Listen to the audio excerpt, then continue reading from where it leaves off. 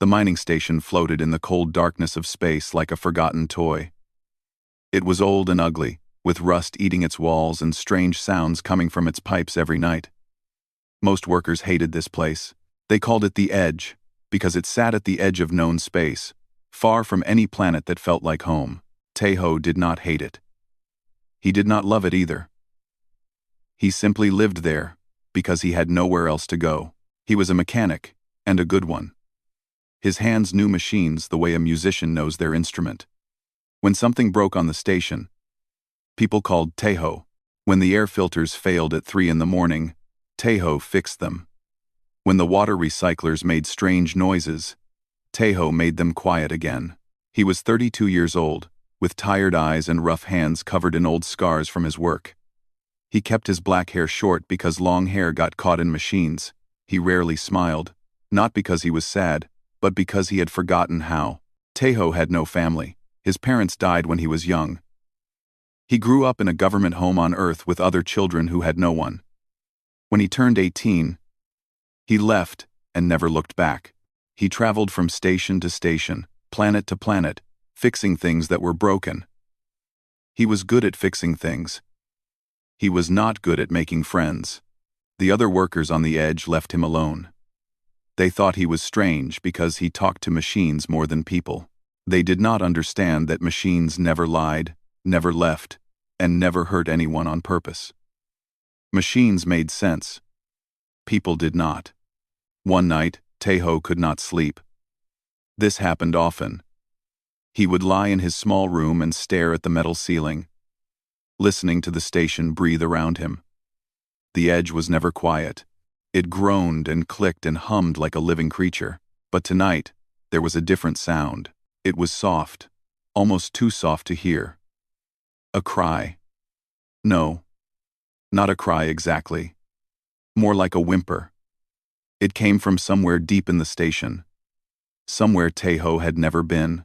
He sat up in his bed and listened. The sound came again. It was sad and afraid, and it pulled at something inside his chest. Taeho put on his work boots and grabbed his tool bag. He did not know why. He only knew that he had to find the source of that sound. The station had many levels. The top levels were where people lived and worked. The middle levels held the machines that kept everyone alive. The bottom levels were supposed to be empty, used only for storage. But Taeho had heard rumors. Some workers whispered about ships that came in the night, ships that carried things the company did not want anyone to see. He walked down metal stairs that groaned under his weight. The lights grew dim as he went deeper. The air grew cold. Most people would turn back. Taeho kept walking. The sound grew louder. It was definitely a cry now, weak and broken. It reminded Taeho of a wounded animal he once found as a child, a small bird with a broken wing. He had tried to save it. He failed. The memory still hurt. He reached the lowest level and found a door he had never seen before. It was locked with a code panel. Taeho looked at it for a moment, then pulled out his tools. Locks were just machines, and machines always talked to him. 3 minutes later, the door slid open. The room beyond was dark, except for a single light hanging from the ceiling. The light shone down on a cage made of thick, metal bars. Inside the cage was something that made Taeho stop breathing. It was a creature, a baby creature, no bigger than a large dog. Its body was covered in scales that should have been beautiful, but now looked dull and gray. It had wings, but they were pressed tight against its body, held there by chains. Its long tail was wrapped in more chains. Its legs were chained to the floor of the cage. The creature lifted its head and looked at Taeho. Its eyes were gold, bright gold like 2 small suns, but they were filled with pain and fear. Taeho had heard stories about cosmic dragons. Everyone had. They were ancient beings who lived in the spaces between stars. They were said to be wise and powerful, able to travel through the void of space as easily as fish swim through water. Some people thought they were just legends. Others believed they were real but too rare to ever see. Looking at the creature in the cage, Taeho knew the stories were true. The baby dragon opened its mouth and made that sound again, the sound that had called him here. It was asking for help. Taeho did not know how he understood this, but he did. He walked slowly toward the cage. The dragon watched him with those golden eyes. It did not try to run or fight. It was too weak, too tired, too broken. Tejo knelt beside the cage and looked at the chains. They were thick and heavy, designed to hold something much stronger than this small creature. He saw marks on the dragon's scales where the chains had rubbed away the color. He saw old wounds that had not healed right. Anger filled his chest. It was a strange feeling. Tejo had not felt strong emotions in a long time. But looking at this baby, chained and hurt and alone, he felt rage burn inside him like a fire. Who did this? Why would anyone hurt something so small? He did not know the answers. He did not care. He only knew one thing. He was going to free this dragon. Tejo opened his tool bag and started working on the lock of the cage. The dragon watched him, its golden eyes never leaving his face. It did not make a sound now. It was waiting, hoping, trusting this strange human who had appeared in the darkness. The lock clicked open. Tejo pulled open the cage door and crawled inside. The dragon flinched at first but did not move away. Tejo moved slowly, carefully, the way he would approach any scared creature. He reached the first chain and examined it. It was locked with a mechanism he had never seen before. Alien technology from some world he did not know. But a lock was still a lock. A chain was still a chain. He started working. The dragon made a soft sound, different from before. This sound was not afraid. It was something else. Gratitude. Maybe. Or wonder. Like it could not believe someone was finally helping it. Tejo worked through the night. One chain fell away. Then another. Then another. Each time a chain dropped, the dragon seemed to grow a little stronger, a little brighter. Color started returning to its scales. Tejo could see now that they were meant to be beautiful, shimmering with colors that had no name. Finally, the last chain fell. The dragon stood on shaky legs and spread its wings for the first time in what must have been a very long time. They were small wings, baby wings, but they were beautiful. The dragon looked at Tejo and made a sound that was almost like a purr. Then it pressed its head against his chest. Tejo froze. He did not know what to do. No one had touched him with kindness in years. This small creature, this baby dragon, was showing him trust and love, and he did not know how to respond, so he did the only thing he could think of. He put his arms around the dragon and held it close. They stayed like that for a long moment, the human and the dragon, alone in the dark room at the bottom of a forgotten station. Two broken things finding comfort in each other. Then the alarm started screaming. The alarm was loud and angry, filling the air with a sound that hurt Tejo's ears. Red lights began flashing on the walls, turning everything the color of blood. The baby dragon pressed closer to him, shaking with fear. Tejo's heart was beating fast, but his mind was calm. This was what he was good at. When machines screamed and lights flashed and everything went wrong, Tejo became very still inside. Panic was useless. Only action mattered. He looked down at the dragon in his arms. It was small enough for him to carry, but it was heavier than it looked. Its golden eyes stared up at him with complete trust. This creature had decided that Tejo was its protector now. It was counting on him. Tejo had never had anyone count on him before.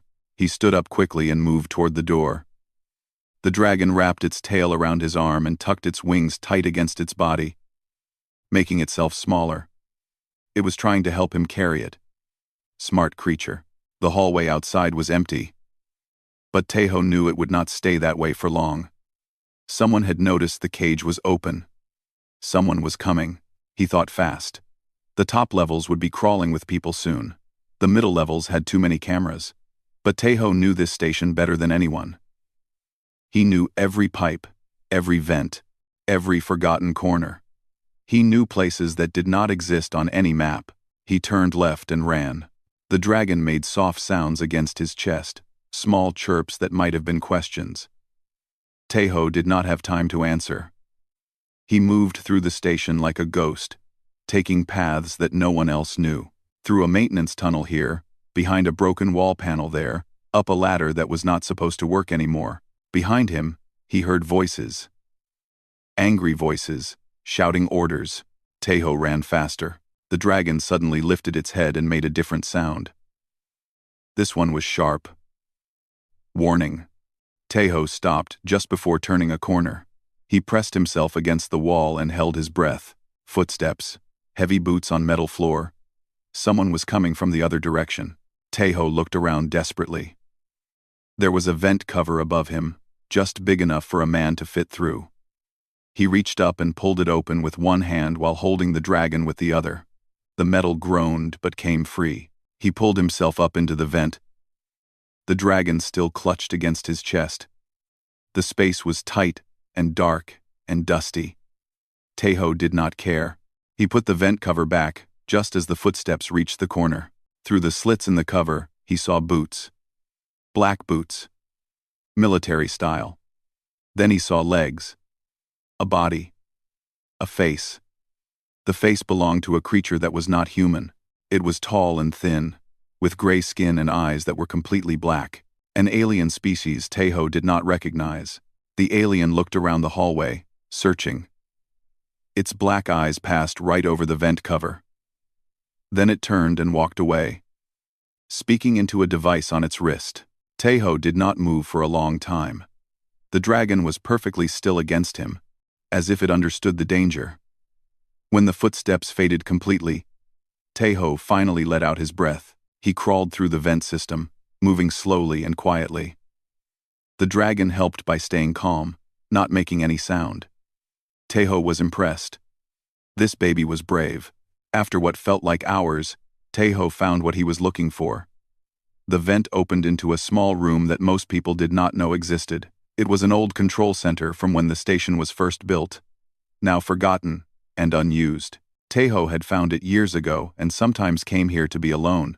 He dropped down from the vent and finally allowed himself to rest. His arms were shaking from carrying the dragon. His legs were weak from running. But they were safe. At least for now.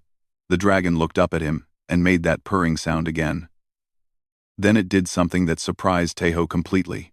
It spoke, not with words, not with sound.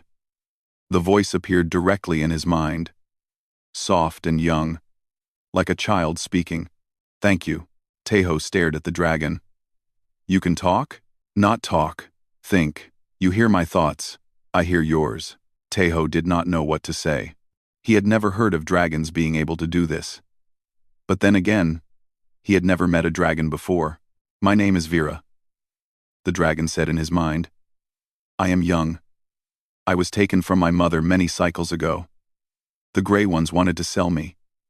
Dragons are valuable." Anger burned in Tejo's chest again. "Sell you? Like property?" "Yes. But you freed me. You are kind. Different from the others." Vera pressed her head against his hand. "What is your name?" "What?" "Tejo. Tejo." The dragon repeated his name like it was something precious. "I will remember this name forever." Tejo felt something strange in his chest. It took him a moment to recognize it. Warmth.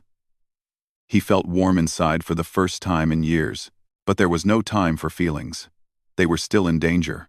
"We need to get off this station," Tejo said. "Those aliens will search everywhere. The gray ones are called the Vrek. They are smugglers and thieves. They will not stop looking for me. I am worth much money to them. Then we need to move fast. Is there anything you can do? Any power you have?" Vera made a sad sound. "I am too young. My fire is not grown yet. My wings are too small to fly far. But," she hesitated, "I can call." "Call? Call who?" "My mother. She is far away. But she is looking for me. She has been looking since I was taken. If I call with all my strength, she might hear me. But it will take time, and it will make me very tired." Tejo thought about this. If Vera's mother was a full-grown cosmic dragon, she could destroy this station without effort. But if she was far away, they would need to survive. Until she arrived. "Do it," he said. "Call her. I will keep you safe until she comes." Vera looked at him with those golden eyes. You would do this for me? The Vrek are dangerous. They might kill you. Teho did not hesitate. I know. Why? You do not know me. You do not owe me anything. Teho was silent for a moment. He thought about his life. All the years of being alone. All the nights with no one to talk to. No one who cared if he lived or died. He thought about the small bird with the broken wing that he could not save. Because someone should have helped you a long time ago, he finally said. Because no one should be chained and sold. Because... He paused. Because maybe saving you is the first good thing I have ever done. Vera's eyes filled with an emotion that Teho could not name. Then she closed them and began to glow. The light started small. Just a faint shimmer on her scales. Then it grew brighter and brighter. Until Teho had to look away. He felt something in the air. A vibration. A pulse. It was Vera's call, reaching out across the darkness of space, searching for her mother. The glow lasted for several minutes. When it finally faded, Vera collapsed against Teho, exhausted. Her breathing was slow and heavy. She heard me, Vera whispered in his mind. She is coming, but she is very far. It will take time. How much time? I do not know. Hours, maybe more. Hours. Teho looked at the door of the small room. Hours of hiding, running, fighting if necessary. Hours of keeping this baby dragon safe from aliens who wanted to sell her like cargo. He nodded slowly. Then we wait. And when they come for us, we run. Vera opened one tired eye. You are strange for a human. Most humans I saw were afraid of me. They looked at me like I was a monster. You are not a monster. You are a child. A child who was hurt and needs help. Vera made a sound that might have been a laugh. I like you, Teho. When my mother comes, I will tell her about you. I will tell her you are good. Teho almost smiled. Almost. Rest now. Save your strength. I will watch the door. Vera closed her eyes and fell asleep, her small body rising and falling with each breath. In sleep, she looked even younger, even more helpless.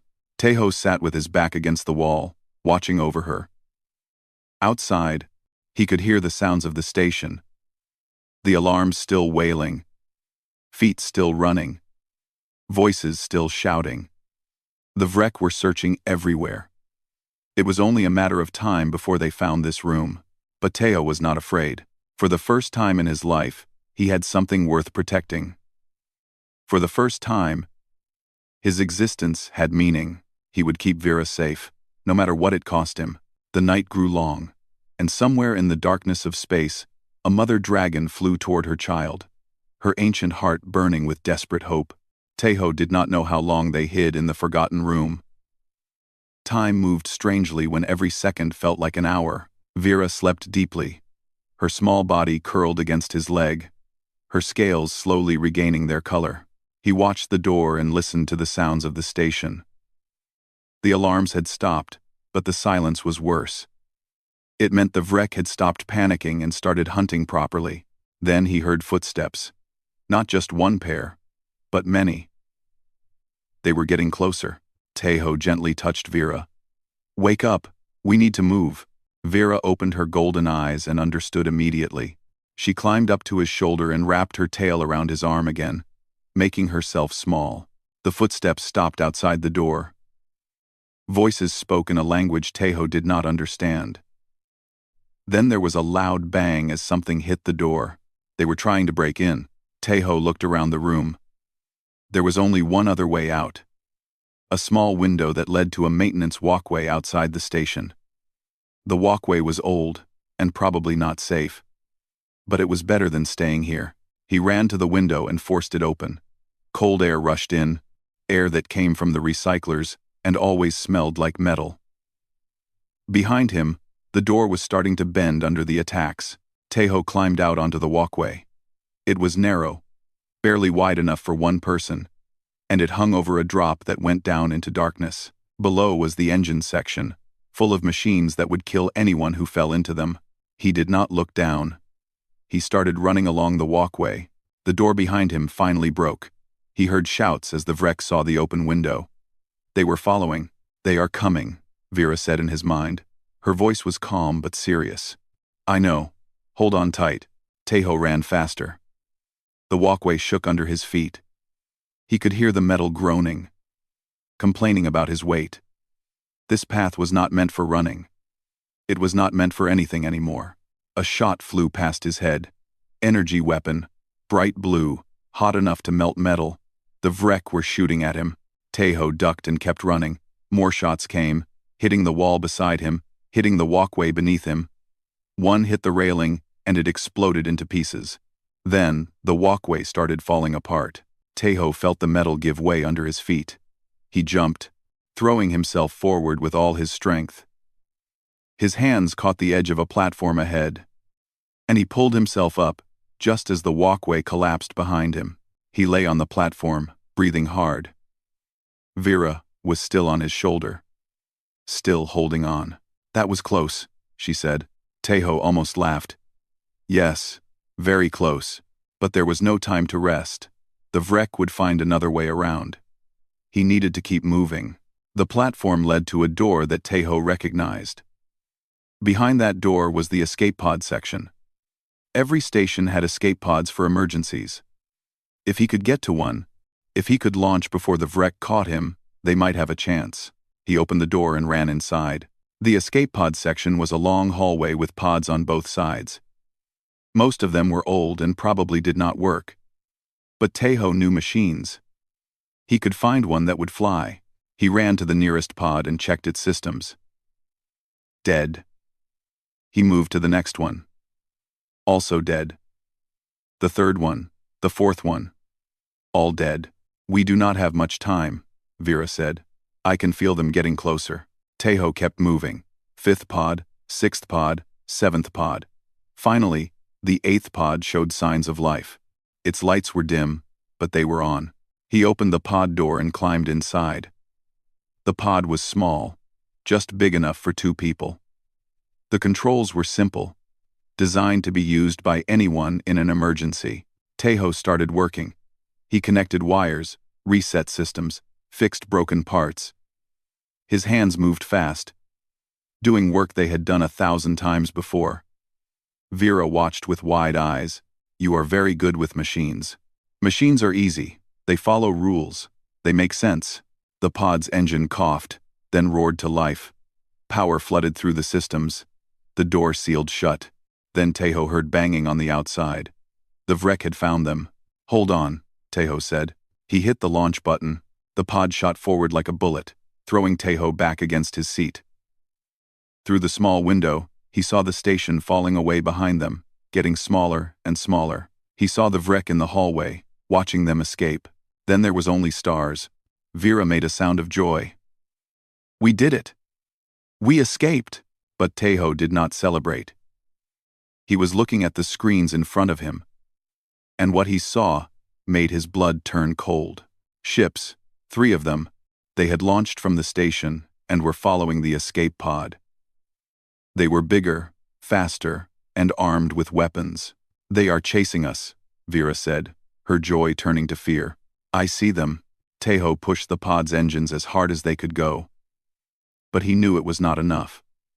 The Vrek ships were gaining. In a few minutes, they would catch up. In a few minutes, everything would be over. "What do we do?" Vera asked. Tejo did not answer immediately. He was thinking, calculating, searching for any option. The pod had no weapons. It could not outrun the Vrek ships. It could not hide in empty space. But maybe it did not need to. He remembered something about cosmic dragons. They lived in space, between the stars. They traveled through the void as easily as fish through water. Vera's mother was coming, flying through space toward them. "How close is your mother?" Tejo asked. Vera closed her eyes and concentrated. Her scales glowed faintly as she reached out with her mind. "Close. Closer than before. She is coming fast. Very fast. But..." Vera opened her eyes, and there were tears in them. "She will not reach us in time. The Vrek ships are too close." The first shot hit the pod, The whole ship shook violently. Alarms started screaming. Warning lights flashed everywhere. "Hull damage," Tejo read from the screen. "We cannot take many more hits like that." Another shot hit them. This time, something exploded in the back of the pod. Smoke filled the small space. Vera was shaking against him. "I am sorry. I am so sorry. This is my fault. If I was stronger, if I was older, I could fight. I could protect us. It is not your fault. None of this is your fault. But you will die because of me. You saved me, and now you will die." Tejo looked at the small dragon, at her golden eyes full of tears and guilt. Something broke inside him. Something that had been frozen for a very long time. "Listen to me," he said softly. "If I die today, it will be my choice. I chose to free you. I chose to run with you. I chose to put myself in danger. And if these are my last minutes, I am glad I spent them helping you." Vera stared at him. "You really mean that?" "I do. My life was empty before tonight. I had nothing and no one. But now," he managed a small smile. The first real smile in years. "Now I have you. Even if only for a moment. That is enough." The third shot hit them, and this time the damage was serious. The engines died. The pod went dark except for emergency lights. They were floating in space, helpless, waiting for the wreck to take them. Vera suddenly lifted her head. Her eyes went wide, and her scales began to glow brighter than ever before. "She is here," Vera whispered. "My mother is here." Through the cracked window of the pod, Tejo saw something that stole his breath away. A light appeared in the darkness of space. It grew larger and larger, brighter and brighter. Then, the light took shape, and Tejo understood what a cosmic dragon truly was. She was enormous, bigger than the station they had escaped from. Her body was made of stars and fire, scales that shimmered with all the colors of the universe. Her wings spread across space like galaxies, and her eyes burned with the light of ancient suns. Solra, Vera's mother, she had come, and she had brought the fury of the cosmos with her. Tejo had seen many things in his life. He had seen stars being born in clouds of fire. He had seen planets die, their surfaces turning to dust. He had seen the beauty and horror of the universe in equal measure. But nothing prepared him for Solra. The cosmic dragon moved through space like a living storm. Light poured from her body. Light that was not just one color but all colors, shifting and dancing like flames. She was so large that Tejo's mind could not properly understand her size. She made the wreck ships look like toys. She made the escape pod look like a grain of sand. The wreck ships stopped chasing the pod. They stopped completely, hanging in space as if frozen by fear. Through the window, Tejo could almost imagine the aliens inside, staring at the approaching dragon with terror in their black eyes. Solra opened her mouth, and fire came out. It was not normal fire. It was star fire. The kind of heat that existed at the center of suns. It crossed the distance to the first wreck ship in less than a heartbeat. The ship did not explode. It simply stopped existing, turned to nothing by heat beyond understanding. The second ship tried to run. It turned and pushed its engines to maximum, trying to escape into the darkness of space. But Solra was faster. Her tail swept through the void and struck the ship like a hammer hitting glass. The ship broke into a million pieces that scattered across the stars. The third ship did something different.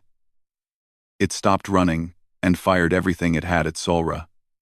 Energy beams, missiles. Every weapon on the ship launched at once. The attacks hit the dragon's body and did nothing. They faded against her scales like raindrops against a mountain. Solra looked at the ship with eyes that burned like twin suns. Then she simply flew through it. Her body passed through the metal and machinery as if they were not there. Behind her, the ship fell apart in pieces. In less than a minute, all three wreck ships were destroyed. In less than a minute, the beings who had chained and tortured Vera were gone forever. Then Solra turned toward the escape pod. Tejo felt his heart stop. The cosmic dragon was looking at them now. At him. Those burning eyes, ancient and powerful beyond imagination, were focused on the tiny pod floating in space. "Do not be afraid," Vera said softly. "She will not hurt you. She knows you helped me." But Tejo was afraid. How could he not be? This was a creature from legends. A being that could destroy planets with her breath. What was he to such a creature? Less than an insect. Less than dust. Solra approached the pod slowly. Her body dimmed slightly, becoming less bright, less overwhelming. It was still terrifying. But Tejo could look at her now without feeling like his mind was breaking. Her voice entered his head, just like Vera's did.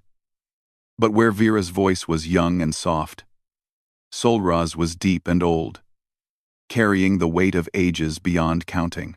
"You are the human, the one who freed my daughter." Tejo could not speak. He could only nod. "I have been searching for her since she was taken. For many cycles, I searched every corner of this galaxy. I followed every rumor, every whisper. I feared she was dead. I feared I had lost my child forever." The dragon's eyes shifted to look at Vera, and Tejo saw something he never expected to see in such a powerful creature. Love. Pure, desperate, overwhelming love. And then I heard her call. Across the darkness, I heard my daughter's voice. She was alive. She was waiting for me. And there was a human with her. A human who had broken her chains and carried her to safety. Solra looked back at Tejo. "Why did you do this? Humans are known to us. They are often selfish, often cruel. They hunt our kind for our scales, our blood, our bones. Why did you risk your life for my child?" Tejo finally found his voice. It was weak and shaking, but it was his. Because it was the right thing to do. Because she was hurt and alone. Because... He paused, searching for words. "Because I know what it feels like to be chained. Maybe not with metal, but with loneliness. With emptiness. I could not walk away and leave her like that." Solra was silent for a long moment. Her burning eyes studied him, seeing into him in ways he could not understand. He felt like his entire life was being examined. Every choice he had ever made, every thought he had ever had. "You speak truth," Solra finally said. "I can see your heart, human. It is wounded. It has been alone for too long. But it is good. It is pure in ways that many hearts are not." She moved closer to the pod, and Tejo felt warmth spreading through the broken ship. The cold of space faded. The darkness became less dark. "I owe you a debt," Solra said. "Among my kind, debts are sacred. You saved my daughter's life. You protected her when she could not protect herself. For this, I am eternally grateful." "I do not need thanks," Tejo said quickly. "I did not do it for a reward. I know. That is why the debt is so great. Those who help without expecting anything in return are the most deserving of reward." Solra extended one massive claw and gently touched the escape pod. Light flowed from her body into the ship. Tejo watched in amazement as the damage repaired itself. Broken metal became whole. Dead systems came back to life. In moments, the pod was better than new. "This is a small thing," Solra said. "I wish to give you something greater. Tell me, human, what is your name?" "Tejo, Tejo." The dragon spoke his name carefully, as if memorizing it. "Tell me, Tejo, what do you desire most? Power? Wealth? Knowledge? Name it, and if it is within my ability, it shall be yours." Tejo thought about this question. What did he want? For most of his life, he had not wanted anything. He had simply existed, moving from place to place, day to day, without purpose or hope. He had not allowed himself to want things, because wanting led to disappointment.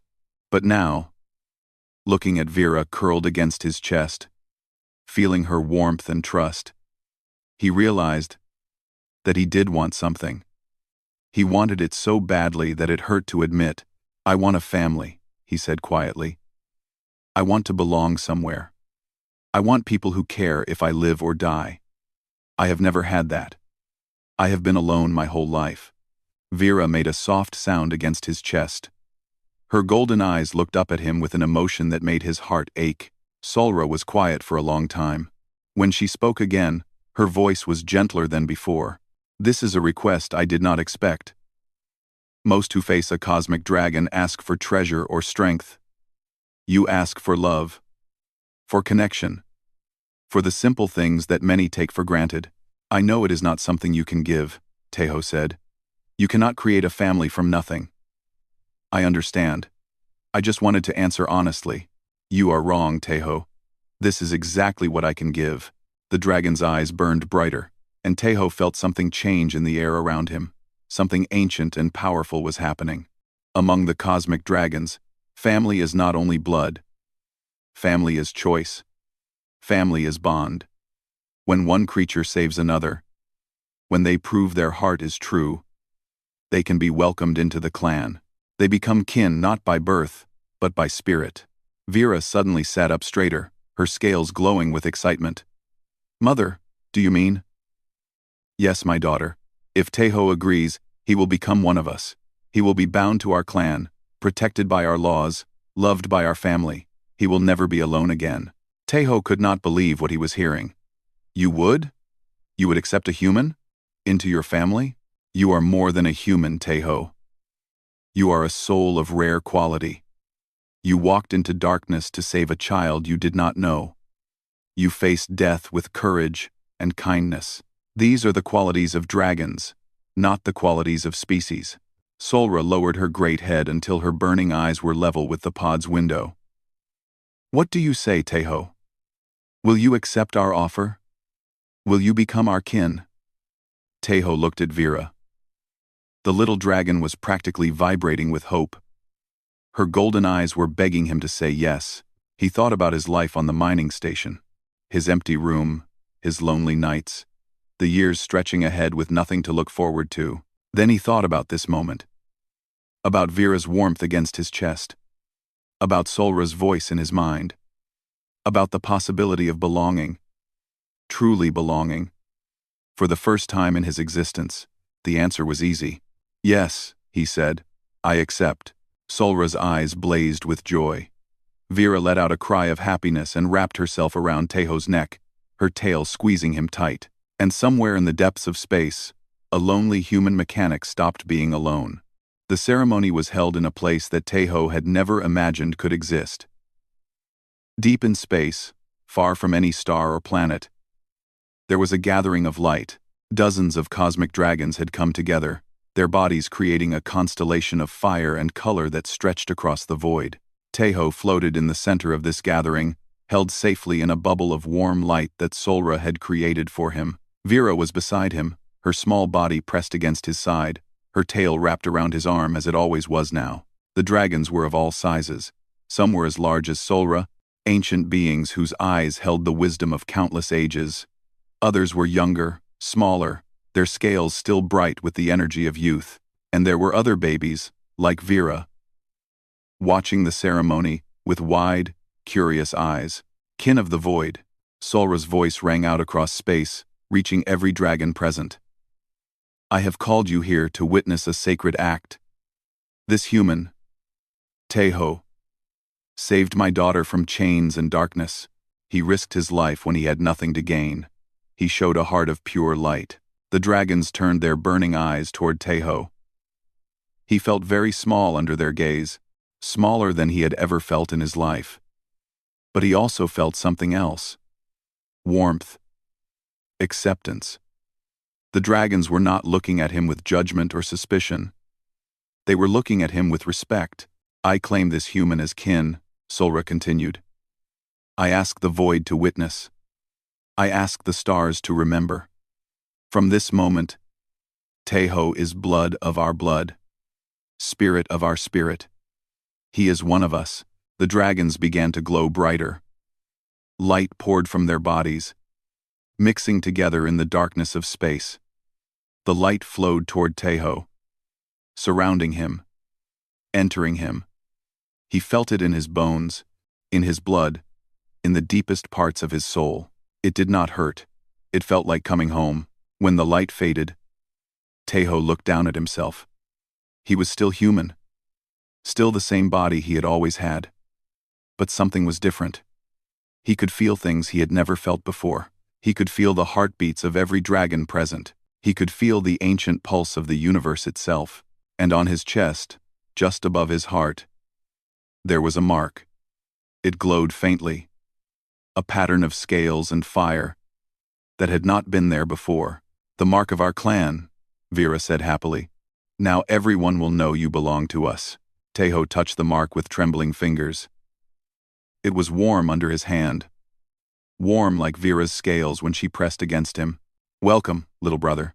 Tejo looked up to see a dragon approaching. This one was younger than Solra but still ancient by human standards.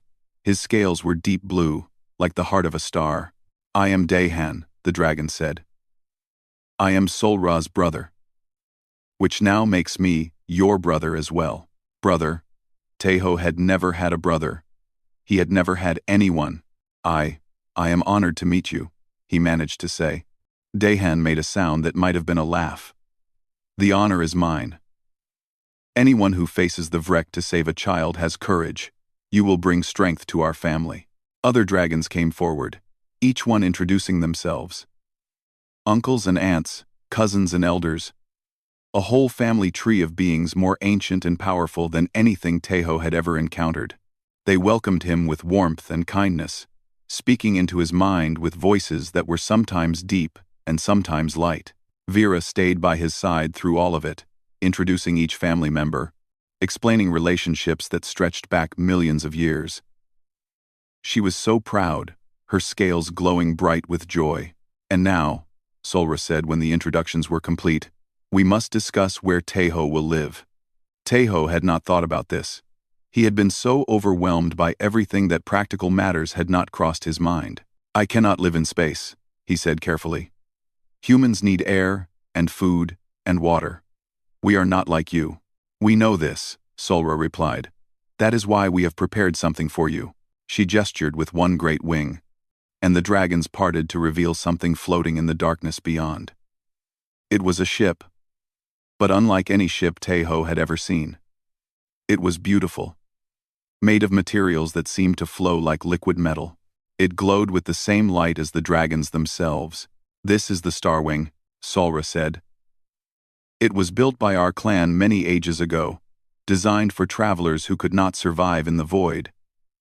Inside, you will find everything you need. Air, food, water, all renewed by the power of the stars. It will be your home. Tejo stared at the ship with disbelief. You are giving this to me? You are family now. Family provides for its own. Oh, the ship's door opened, and Tejo saw the interior. It was warm and comfortable, with soft lighting and cozy spaces. There was a workshop filled with tools that Tejo recognized, and many he did not. There was a sleeping area with a bed that looked softer than anything he had ever slept on. There was a window that stretched across one whole wall, showing the endless beauty of space. It was perfect. It was home. Can I live there with him? Vera asked suddenly. She looked at her mother with hopeful eyes. Please? He is my savior. I want to stay with him. Solra looked at her daughter, then at Tejo. Is this acceptable to you? Tejo knelt down to look at Vera properly. The little dragon met his eyes, and he saw the same loneliness there that he had seen in his own reflection for so many years. Vera had been taken from her family, kept in chains, treated like property. Even though she was home now, even though her mother was here, there were wounds that needed time to heal, just like his wounds. I would like that very much, Tejo said softly. Vera made a sound of pure happiness and launched herself at him, wrapping around his neck and nuzzling his face. Tejo held her close, feeling her joy mix with his own. Then it is decided, Solra said. Vera will travel with Tejo on the Starwing. But remember, daughter, you must visit often. A mother needs to see her child. I will, mother. I promise. The ceremony continued late into the night, If night had any meaning in space, there was celebration, stories shared, memories honored. Tejo learned about the history of the cosmic dragons, their ancient home that was destroyed long ago, their journey across the universe, their hope for a future where their kind could thrive again. And he learned about his new family. He learned their names, their stories, their joys and their sorrows. Each dragon welcomed him with warmth, treating him not as an outsider but as one of them. When the celebration finally ended, Tejo and Vera boarded the Star Wing. The ship hummed with life as it recognized its new owner. Systems came online, responding to Tejo's touch as if they had been waiting for him. He sat in the pilot's chair and looked out the great window. The dragons were departing now, returning to whatever corners of the universe they called home. But before she left, Solra approached the Star Wing and pressed her great eye against the glass. "Take care of my daughter, Tejo. I will, I swear it. And let her take care of you. You have been alone too long. It is time to heal." Solra turned and flew away, her massive body growing smaller and smaller until she was just another light among the stars. But Tejo knew she would return. Family always returned. Vera curled up in his lap, her warmth spreading through him like sunlight. "Where do we go now, Tejo?" He thought about the question. The universe stretched out before him, infinite and full of wonders. He could go anywhere. He could do anything. For the first time in his life, the future was not empty and gray. It was bright with possibility. "Anywhere," he said. "Everywhere. There is so much I have never seen. So much I want to show you." Vera's golden eyes sparkled with excitement. "Can we find places where no one has ever been? I want to discover new stars, new worlds, new everything." Tejo smiled, a real smile, the kind that came from deep inside. "Yes, we can do that." He started the Star Wing's engines. The ship moved forward, carrying them into the darkness between the stars. Behind them was the past, full of loneliness and pain. Ahead of them was the future, full of family and love. And somewhere in the vastness of space, a human mechanic flew with his dragon sister, finally home.